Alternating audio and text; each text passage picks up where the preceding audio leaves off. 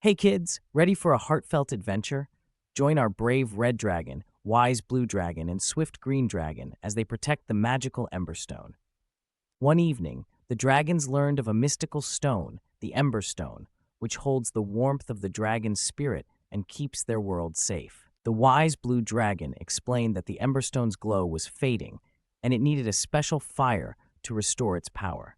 Determined to help, the dragons flew to the heart of the volcano, where the Emberstone rested, glowing dimly.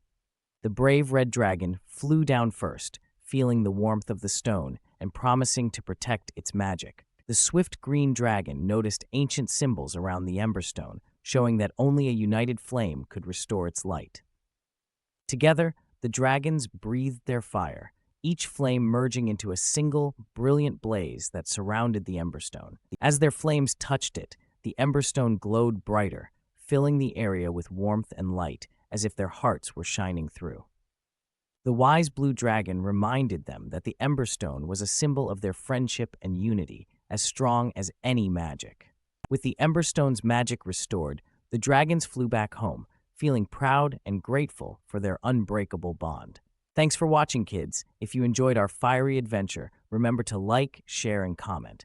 See you in the next story.